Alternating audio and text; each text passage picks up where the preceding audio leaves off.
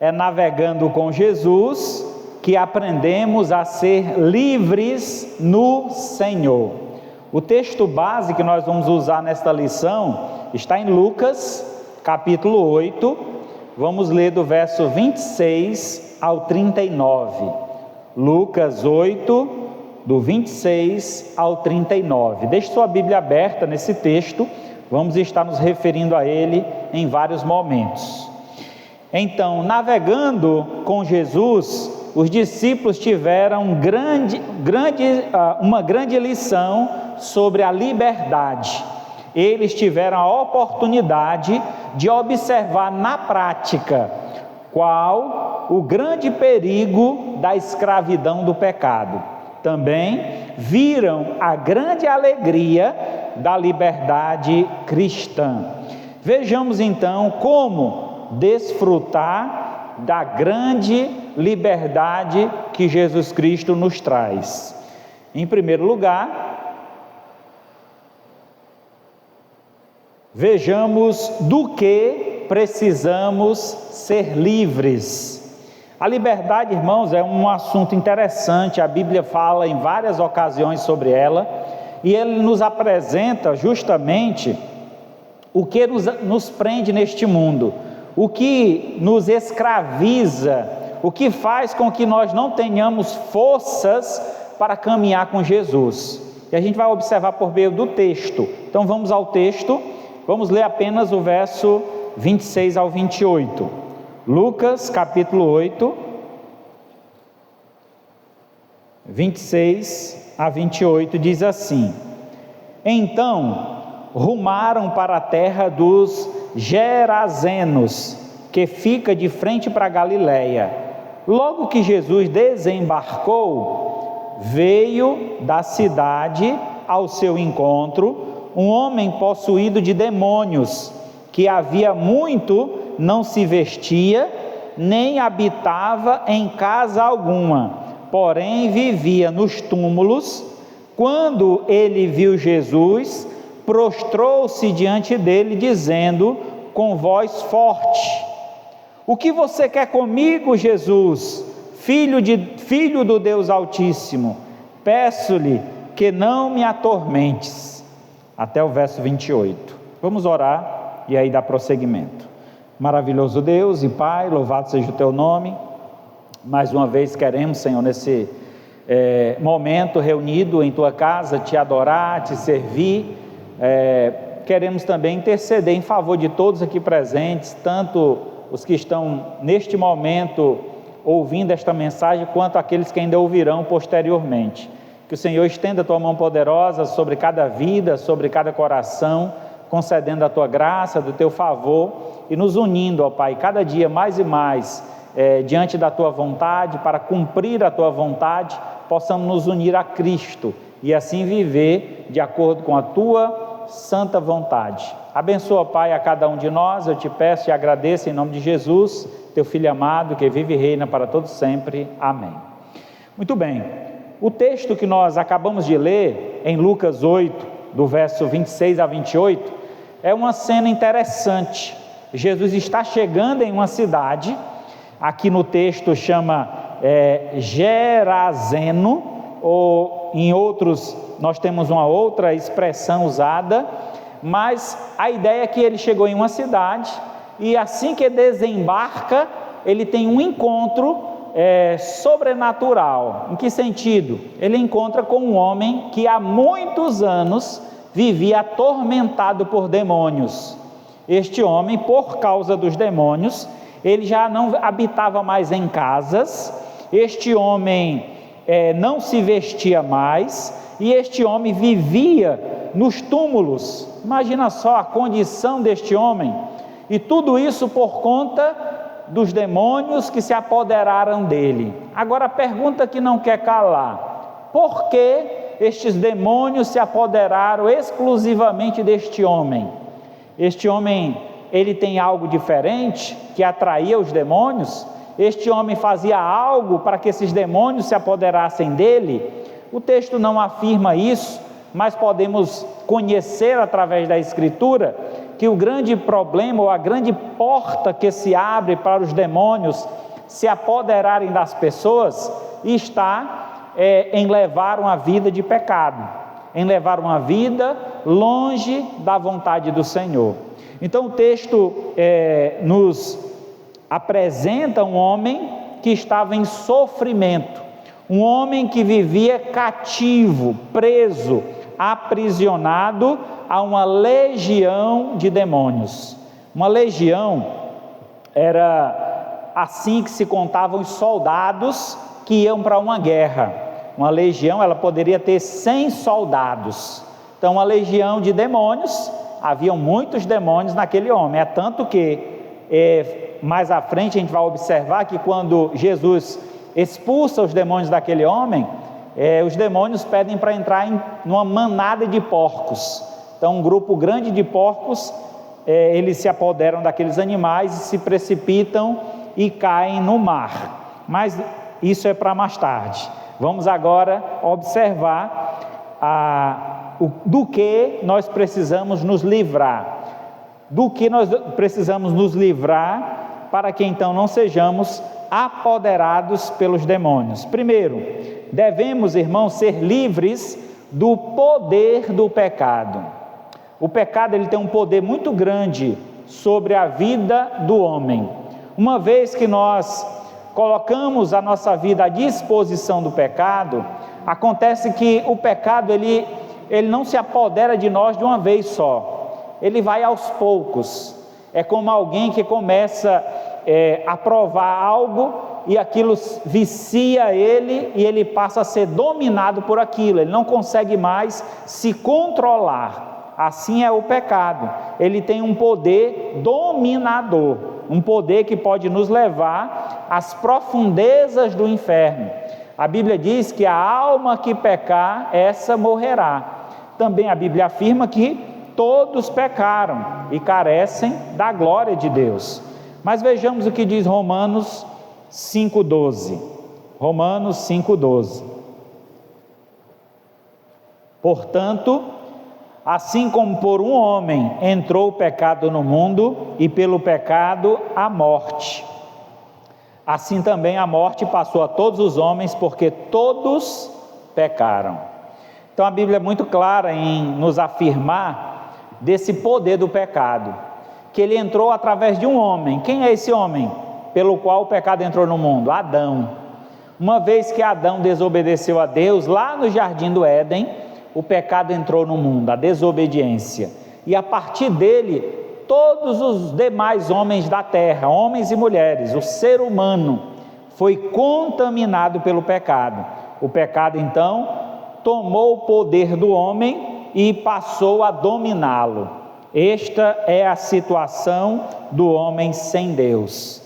Em segundo lugar, nós podemos falar também de outro aspecto do pecado que precisamos ser livres. Além de necessitado nós somos de ser livres do poder do pecado, também somos necessitados de ser livres da culpa do pecado.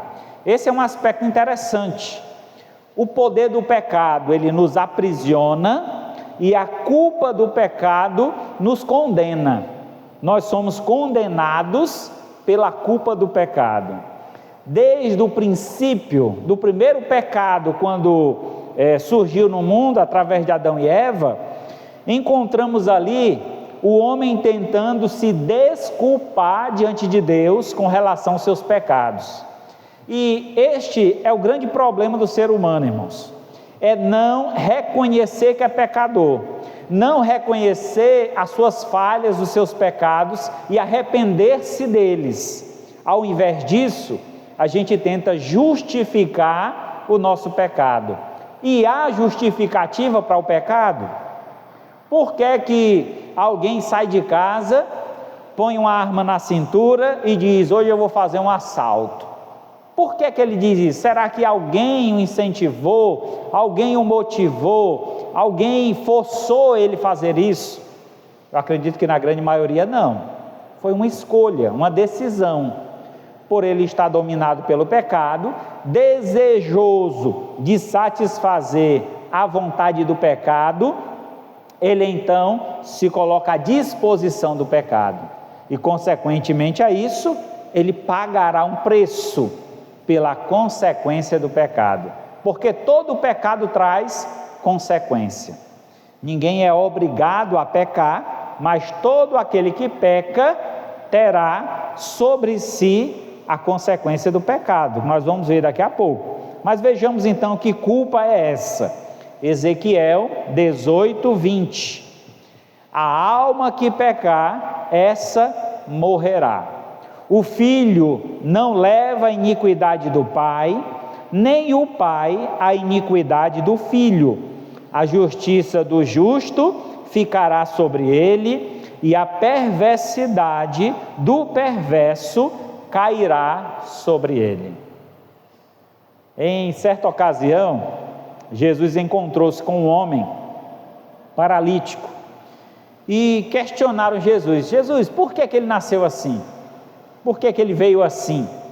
Foi por conta dos pais que pecaram, cometeram alguma coisa e Deus então castigou o filho que ele nasceu dessa forma? Jesus disse: não foi por conta dos pais, mas ele nasceu assim para a glória de Deus. É interessante, eu não entendia muito bem isso, sabe, irmãos? Até que eu conheci a minha esposa, e conhecendo a minha esposa, conheci também a sua família. E ela tem uma irmã que ela é deficiente. Ela não nasceu assim, mas teve paralisia infantil. E ela perdeu o movimento dos braços, ela não estica os braços nem as pernas, mas é uma mulher extremamente alegre, feliz, satisfeita, faz todas as atividades dentro de uma casa. Hoje ela é casada, vive com uma pessoa, e louvado seja Deus por isso. E enquanto a gente muitas vezes reclama do que a gente é perfeito, tem todos os membros perfeitos, podemos fazer qualquer coisa, e reclamamos da vida, eu vejo muitas vezes ela dando glórias a Deus pela condição que ela tem. E louvado seja Deus por isso, irmãos. Então, Deus também é louvado diante dessas circunstâncias adversas da vida. Então, a culpa do pecado é individual. Cada um será responsável pelos seus próprios pecados. Eu não pagarei pelos pecados dos meus filhos, nem os meus filhos pagarão pelos meus pecados. Mas entendo que, mesmo não merecendo, Jesus veio a este mundo para pagar o preço pelos nossos pecados.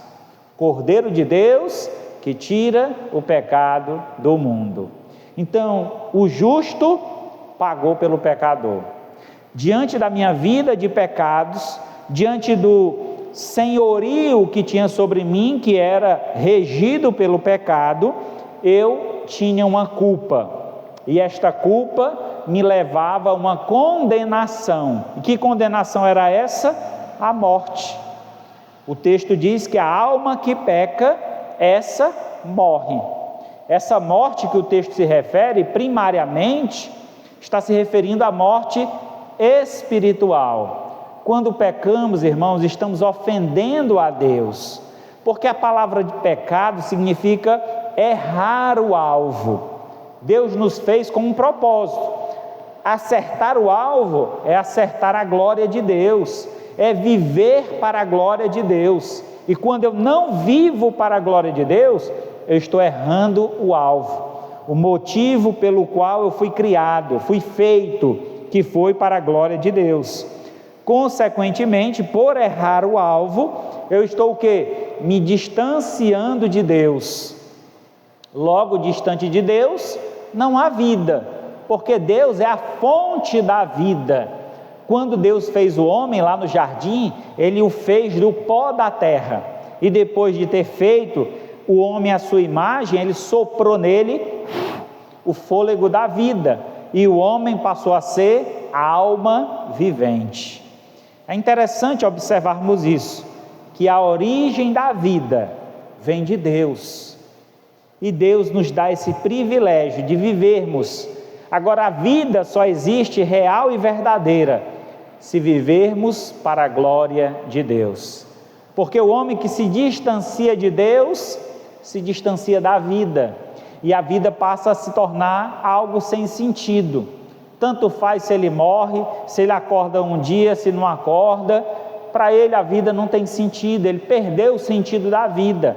Mas quando conhecemos a Deus e o valor da vida que nos foi dada, tendo consciência do sacrifício de Cristo sobre nós para nos trazer vida eterna, aí, meu irmão, cada amanhecer é um novo dia, a alegria do presente de Deus, porque o dia de hoje é o presente de Deus, para mim e para você.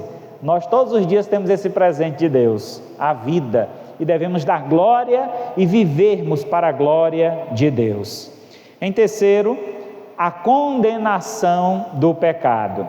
Então nós devemos, irmãos, e precisamos ser livres do poder do pecado, livres da culpa do pecado e livres da condenação do pecado. Romanos 6:23. Porque o salário do pecado é a morte, mas o dom gratuito de Deus é a vida eterna em Cristo Jesus, nosso Senhor. Trabalhamos, e todo trabalhador é digno do seu salário, já diz a Escritura. Todos nós merecemos aquilo que nós plantamos. Tudo que plantamos é o que nós vamos colher. Quem vive uma vida distante de Deus, debaixo do poder do pecado, servindo ao pecado com o seu corpo, com a sua mente, com suas palavras, tais pessoas, o resultado final da vida é a condenação eterna. E aí vem falando sobre a morte eterna, porque condenação eterna significa a separação eterna de Deus. E onde é o lugar que ficará ou que será enviado todos aqueles que não quiseram se ligar a Deus? Esse lugar se chama inferno, um lugar de tormento que foi feito para o diabo e seus anjos. A condenação dada aos rebeldes, aqueles que se levantarem contra Deus. E toda vida, irmãos, que a gente assume a responsabilidade de cometer algo que desagrada ao Senhor, nós estamos levantando os nossos punhos contra Deus, estamos entrando em guerra contra Deus. E Deus é um Deus de paz, é um Deus que quer que nós vivemos em paz, em harmonia. É tanto que a Bíblia nos ensina que há 2 mandamentos que devem ser cumpridos em nossa vida: amar a Deus sobre todas as coisas e o próximo como a nós mesmos. Então amar é o mandamento de Deus e devemos obedecer esse mandamento. Mas infelizmente os homens deste mundo têm amado mais as trevas do que a luz. Deus é luz, Ele veio para nos guiar, ensinar o caminho, mas infelizmente os homens têm amado mais as trevas, estarem distante de Deus, longe da luz. Consequentemente a isso, tudo que eles estão plantando vão colher, tudo que eles estão trabalhando naquele campo é o que eles vão receber no final, e o final de uma vida de pecados é a morte eterna, que é a condenação ao inferno. Mas Deus, Ele é generoso, e Ele tem um dom. A palavra dom significa presente. Deus tem um dom, um presente a nos dar, e diz que esse presente, ele é gratuito, eu não preciso pagar nada por ele, alguém já pagou por mim. Diz então a Bíblia que o dom gratuito de Deus é a vida eterna. E onde encontrar esta vida? O texto diz: a vida eterna em Cristo Jesus. A única forma de encontrarmos vida, e vida em abundância, uma vida sem fim, uma vida eterna, é reconhecendo Jesus como nosso Senhor. Meus irmãos, não brinque com o pecado. O pecado, ele gera prazer, ele gera alegria, mas o poder dele é tão grande ao ponto de nos escravizar, em acharmos nós que não existe outra alegria se não for praticando tal pecado. Então é necessário compreender que a nossa alegria vem do Senhor. A nossa satisfação deve ser honrar e glorificar a este Deus, que é digno de toda honra e de toda glória. Em segundo lugar, vejamos onde encontrar a verdadeira liberdade. Vimos primeiramente que precisamos ser livres do poder do pecado, da culpa do pecado e da condenação do pecado. Vejamos então agora onde encontrar a verdadeira liberdade, do verso 33 ao 36 de Lucas, capítulo 8. Lucas 8, 33 ao 36. Diz assim a palavra de Deus: Tendo os demônios saído do homem, entraram nos porcos, e a manada precipitou-se despenhadeiro abaixo, para dentro do lago, e se afogou.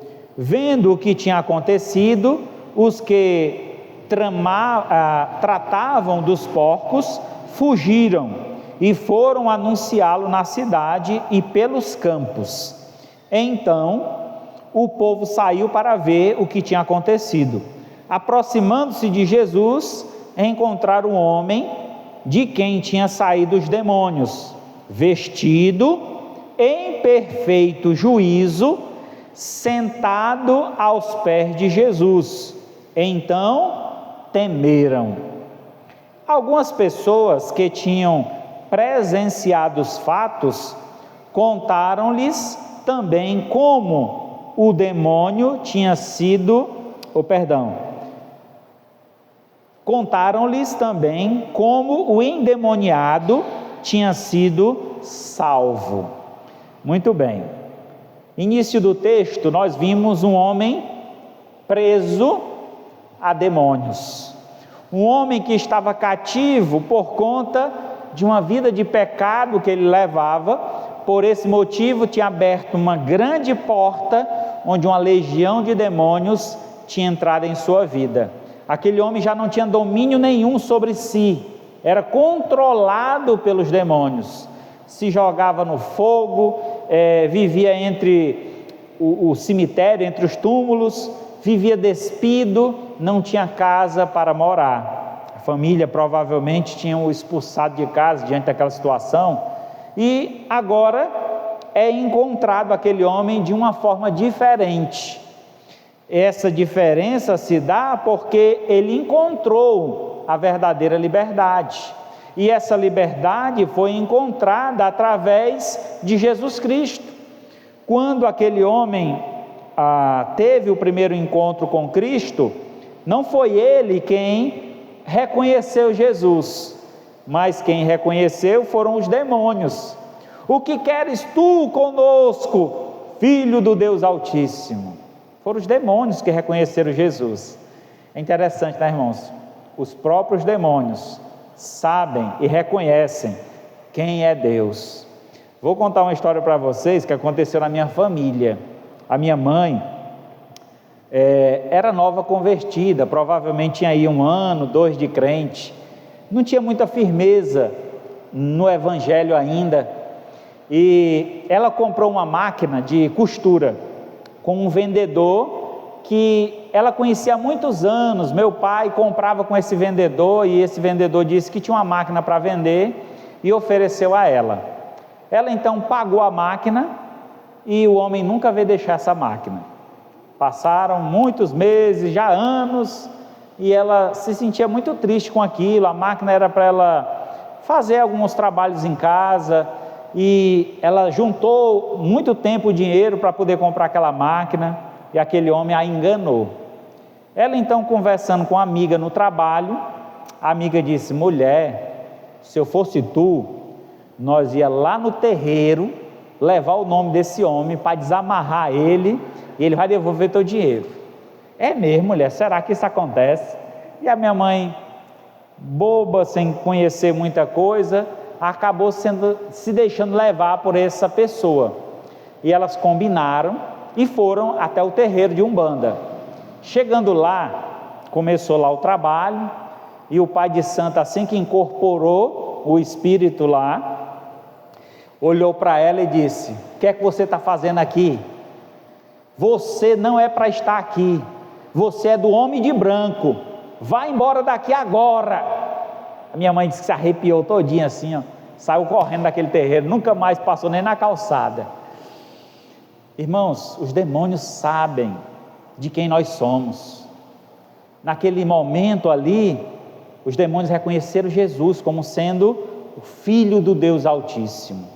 E aí o que é que acontece depois disso? Eles foram expulsos, e imediatamente quando aquele homem toma forma, volta para si, ele deve ter ouvido uma mensagem de Jesus, até porque o texto diz aqui, que quando a população veio junto com os cuidadores dos porcos, encontraram aquele homem, lá no verso 35, no finalzinho do versículo, diz que encontraram aquele homem vestido em perfeito juízo, sentado aos pés de Jesus. O que é que ele estava fazendo, sentado nos pés de Jesus? Que não fosse aprendendo sobre Deus, porque quando alguém se aproximava de Jesus, Jesus sempre tinha uma mensagem para dar, para oferecer, e aquele homem já estava com o seu juízo no lugar, e agora podendo ouvir da voz de Jesus, entender agora o propósito de sua vida, e podendo entregar a vida nas mãos do Senhor, reconhecendo que o melhor lugar para se estar é justamente fazendo a vontade de Deus. Nesse interim, entendemos então que aquele homem teve esse encontro com Jesus, e está em juízo, em total compreensão, em perfeito juízo, e sentado aos pés de Jesus, aquele homem estava consciente agora de que ele era uma nova criatura, era uma pessoa que tinha experimentado uma vida pregressa, completamente traumatizante, não só para ele, mas para toda a família, mas que agora ele poderia provar de uma nova vida, uma vida livre. E a pergunta que nós vamos responder agora é: onde encontramos a verdadeira liberdade? Primeiro, encontramos liberdade nas palavras do Pai. Lembra que o filho aqui na terra, ele representava o Pai. Um dia o discípulo Filipe chegou para Jesus e disse: Senhor, mostra-nos o Pai. Jesus disse: Filipe, há tanto tempo eu já estou com vocês, e vocês ainda não conhecem o Pai? Mas Senhor, eu queria só ver como é que Ele é. Filipe, quem vê a mim, vê o Pai. Jesus estava aqui representando o Pai. Então todas as palavras transmitidas por Jesus vieram diretamente do Pai. Tudo que Ele falou foi trazido pelo Pai, quer dizer, foi enviado pelo Pai. Em João 17:17, veja só o que diz o texto: santifica-os na verdade, a tua palavra é a verdade. Hoje, você pode ouvir a palavra do Pai, sim ou não? Sim. Através de quê? Da Bíblia, a palavra de Deus. Então nós temos em nossas mãos a palavra que liberta. O poder da palavra do Pai nos liberta. Em segundo lugar, encontro liberdade no testemunho do Filho. Jesus Cristo foi reconhecido pelo demônio. Ali é um testemunho. Os espíritos demoníacos testemunharam que Jesus é o Filho de Deus. O que foi dificultoso para alguns religiosos, o que não foi fácil para as pessoas que perderam os porcos, eles não reconheceram isso de antemão. Mas o texto diz que quando este homem foi encontrado vestido em perfeito juízo e sentado aos pés de Jesus, o texto diz que eles temeram. Que poder é este? Quem é este homem que tem poder sobre os demônios? Quem é este homem? Ali é um testemunho, irmãos. Aqui é um testemunho vivo de que Jesus é genuinamente o Filho de Deus. Lá em João 8,31 diz assim: disse, pois, Jesus aos judeus que haviam crido nele: se vós permanecerdes nas minhas palavras, sois verdadeiramente meus discípulos, e conhecereis a verdade, e a verdade vos libertará. É necessário, para ser livre do pecado, da culpa, da condenação e do poder do pecado, é necessário conhecer a verdade. E que verdade é essa? O próprio Jesus. Lá em João 14, disse Jesus, eu sou o caminho, a verdade e a vida. Ninguém vai até o Pai a não ser por mim, disse Jesus. Então Jesus afirmou que Ele é a verdade, e a verdade que liberta.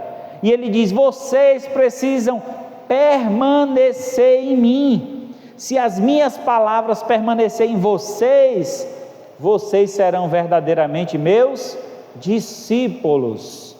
Se esta palavra que vocês conhecem agora, que é a verdade, a palavra que saiu da minha boca, que é a verdade, se vocês permanecerem nela, vocês serão livres. Irmãos, quantas coisas nós já acreditamos nessa vida? Desde a infância, somos bombardeados com histórias fictícias. Quem aqui nunca ouviu a história do Saci Pererê? Nunca ouviu falar sobre a caipora? Nunca ouviu falar sobre a mula sem cabeça? E você até hoje talvez ainda tem medo de entrar no mato e encontrar com esses bichos. Meu irmão, isso não existe. Isso é uma ficção, foi criado, a cultura. E a gente dá crédito e acredita em tantas histórias de fábulas, histórias criadas pelos homens. Mas nós temos então um relato vivo, um relato honesto, sincero e verdadeiro nas Sagradas Escrituras. Me diga qual é o livro que você já leu, que apresenta o herói e apresenta os seus heróis e mostra as suas falhas. Na grande maioria, os heróis só têm qualidades. E na Bíblia nós encontramos homens grandiosos e mulheres que também falharam, que cometeram pecados, mas no entanto se arrependeram dos seus pecados e tiveram a vida transformada. Nós também podemos, irmãos, reconhecer a verdade nas Escrituras e andar em conformidade com essa verdade. Ela é necessária para que a gente possa então ser livre completamente do poder do pecado. Então eu posso encontrar liberdade no testemunho do Filho de Deus.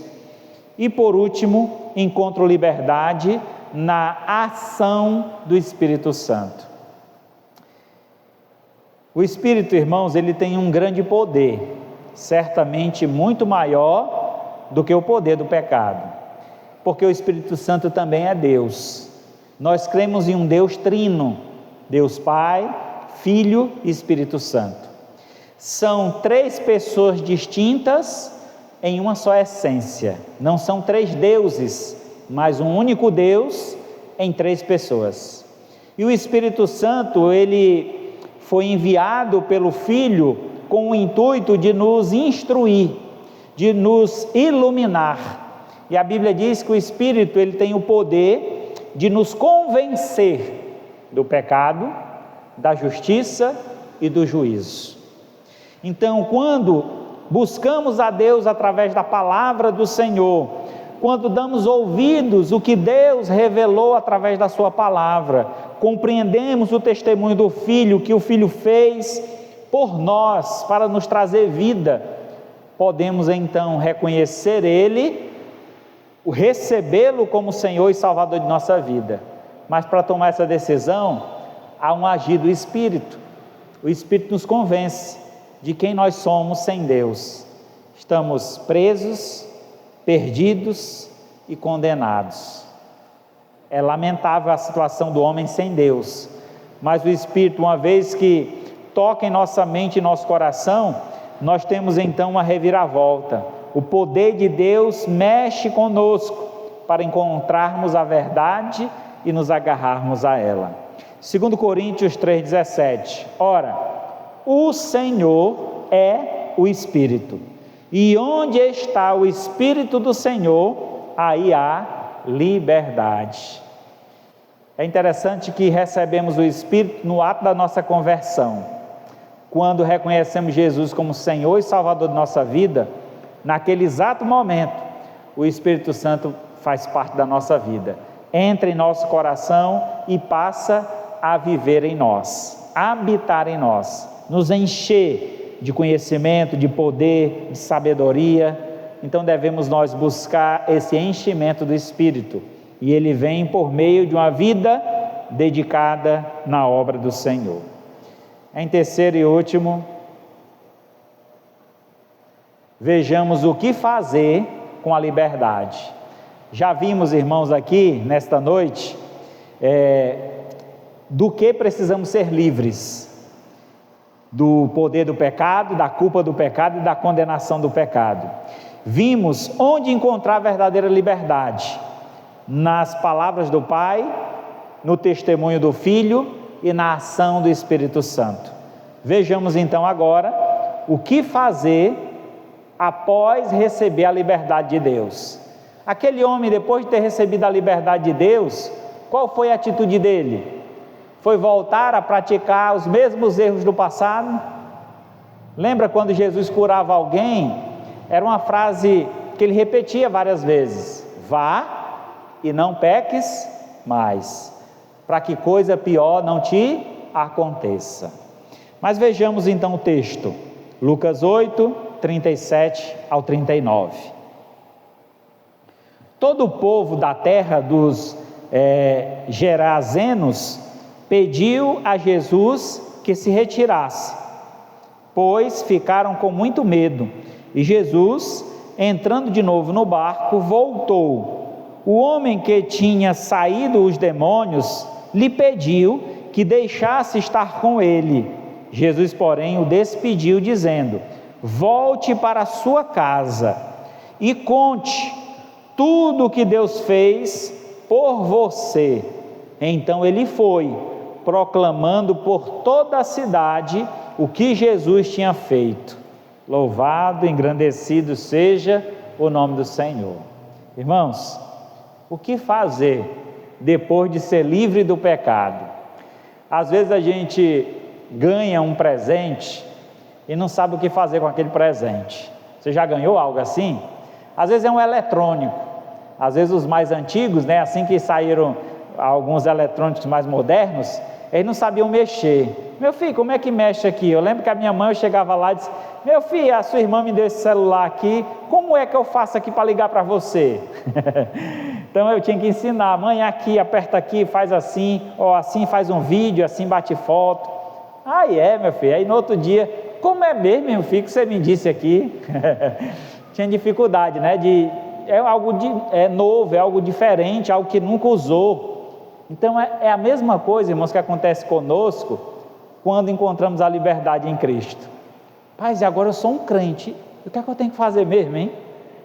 Eu acho que tem que ir para a igreja. Aí vai para a igreja. Eu acho que tem que ler a Bíblia, aí lê a Bíblia.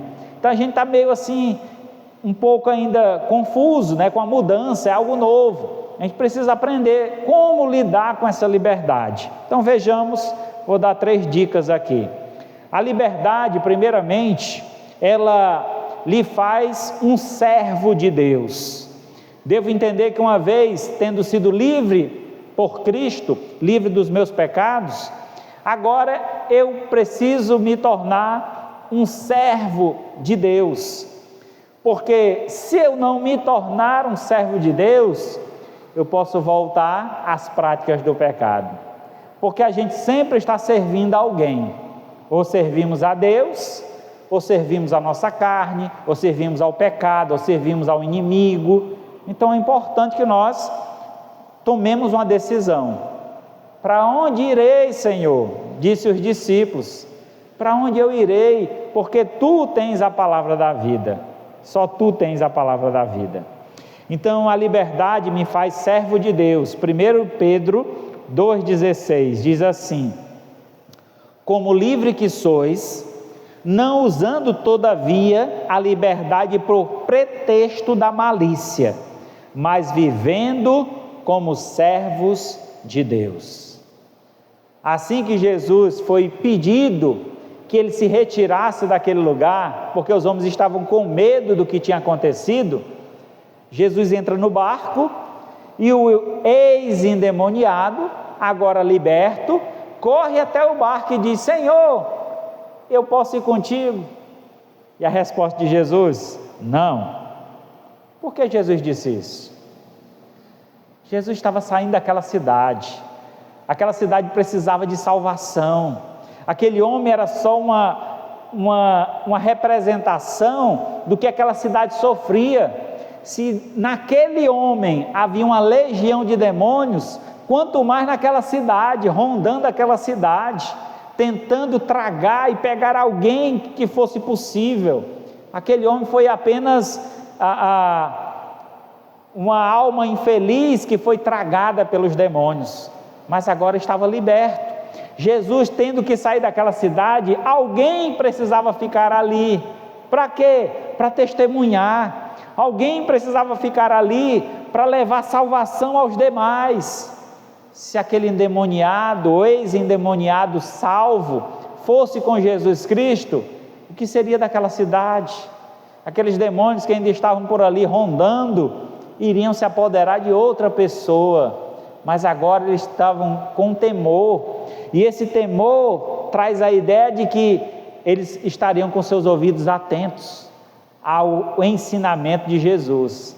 Agora a pergunta, irmãos, que a gente fica assim: esse homem, o que é que ele tinha para ensinar? Sendo que foi tão rápido a passagem de Jesus, ele tinha muito a ensinar, porque mesmo tendo sido pouco tempo que ele passou com Jesus, foi o suficiente para ele entender que é melhor estar do lado de Jesus do que estar sendo apoderado por demônios. Ele sabia muito bem que aquele caminho e aquela vida ele não queria mais, ele queria viver uma nova vida, e ele ia espalhar essa notícia para muitas pessoas. E sabe, irmãos, essa nova vida que Deus te deu também, e ela deve ser anunciada, proclamada, glorificada. Devemos exaltar o nome de Deus através da nossa vida. Isso só será possível se nos colocarmos debaixo da vontade de Deus. Eis-me aqui, Senhor, envia-me a mim. Então nós devemos buscar este envio de Deus e ser um servo aonde Deus nos enviar, seja no meio da nossa família, seja no nosso trabalho, seja na faculdade, na escola, aonde estivermos, devemos servir a Deus como Ele merece, com toda a honra e glória. Em segundo, a liberdade me faz testemunhar de Deus. O texto diz então que Jesus manda aquele homem voltar para casa e contar tudo o que Deus fez por ele. Quantas coisas Deus fez por você que você pode contar hoje? Diz que uma vez o pastor na igreja, ele pediu aos irmãos, era um culto de oração, ele disse: irmãos, vamos fazer diferente hoje? Eu queria pedir que cada um de vocês contasse uma bênção, o que Deus fez na vida de vocês. E ficou aquele silêncio, igual está aqui agora. Silêncio, ninguém falava nada, e o pastor: irmãos, temos irmãos aqui há tanto tempo na igreja, será que Deus não fez nenhuma graça, uma bênção na vida de vocês? Aí levantou a mão a senhorinha mais idosa da igreja: pastor, eu tenho uma bênção para contar. Oh, pois só a senhora, minha irmã, para salvar esse povo aqui hoje. Conte a sua bênção. Ah, pastor, eu queria contar que eu já estou há 39 anos nessa igreja, e eu quero contar que a maior bênção que Deus me deu foi a salvação em Cristo Jesus, há 39 anos atrás. Eu disse: ô minha irmã, que maravilha, eu fico muito feliz pela sua bênção, mas me diga uma coisa, de 39 anos para cá, essa foi a última bênção que Deus fez na sua vida, irmão? Ela foi a maior, foi a melhor, eu entendo isso, mas Deus nos abençoa todos os dias, irmão. O que é que Deus tem feito na sua vida? O que Deus fez para você hoje, que você pode contar? Todos os dias Deus tem nos dado grandes privilégios, irmão, de estar vivo, de respirar, de não ter nenhuma doença, de não estar hospitalizado, de não estar preso. São tantas bênçãos que Deus tem nos dado, porque nós poderíamos estar em toda e qualquer situação como essa, se tivéssemos ainda continuado na vida de pecados, mas pela graça de Deus, Ele tem nos libertado, nos dado uma vida abundante, uma vida maravilhosa, e isso merece louvores ao Senhor, isso merece toda honra e toda glória ser dada a Deus. Provérbios 14, 25 diz: a testemunha verdadeira livra almas, mas o que se desboca em mentira é enganador. O texto de Provérbios nos chama a atenção sobre testemunhar a verdade. E que verdade é essa? A verdade de Deus em nossa vida. O que Deus tem feito na tua vida? Conta essa verdade para as pessoas. Por que, pastor, que eu tenho que contar essa verdade para as pessoas? Porque a verdade liberta almas, a verdade livra almas. Quando você conta o que Deus tem feito na sua vida, pode ser que você encontre alguém que está aprisionado no pecado, e através do seu testemunho ele passa a ter fé no Senhor, e então as suas correntes são quebradas, e ele vai provar dessa liberdade. Lembra da mulher samaritana?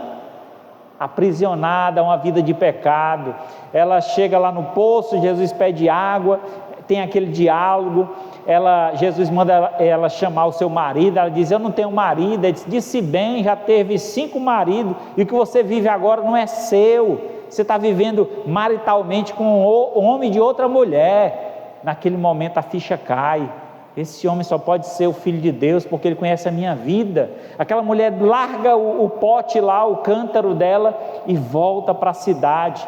Eu acredito, irmão, de todo o meu coração, que ela foi procurar esses homens que ela teve relação, e quando ela encontrou esses homens, ela disse: ei, vem cá. Que é, mulher? Sai daqui, eu não quero te ver mais. Não, eu tenho algo para te contar. Eu encontrei o Messias, ele falou tudo sobre a nossa vida. O homem ficou preocupado: meu Deus do céu, e agora? Alguém está sabendo do que eu fiz, do que eu estou fazendo, ou dos erros que eu cometi.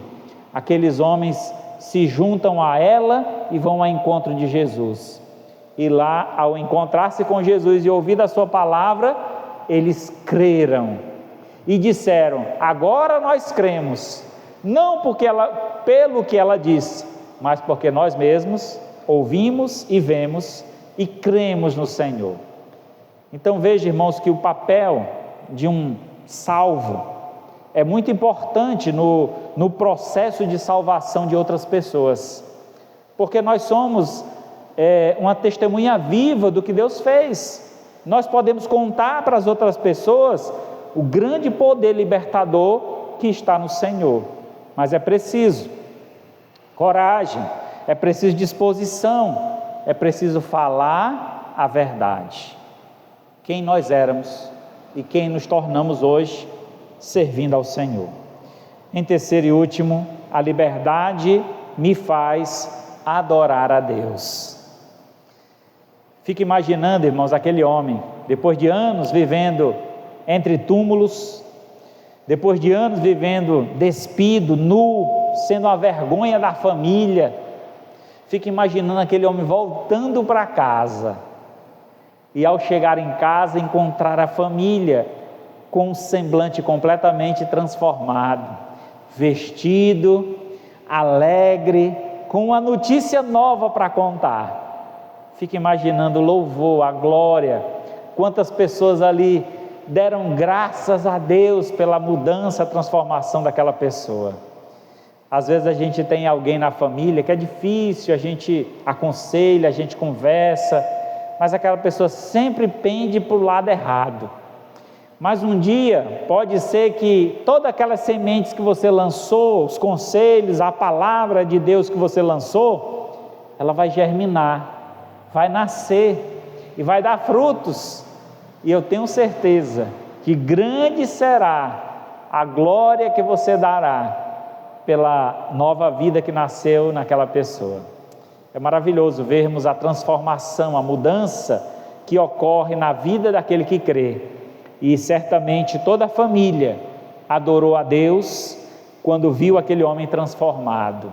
Assim também nós devemos adorar a Deus pela transformação feita por Deus em nossa vida. João 4:23, mas vem a hora, e já chegou, em que os verdadeiros adoradores adorarão o Pai em espírito e em verdade, porque são estes que o Pai procura para seus adoradores.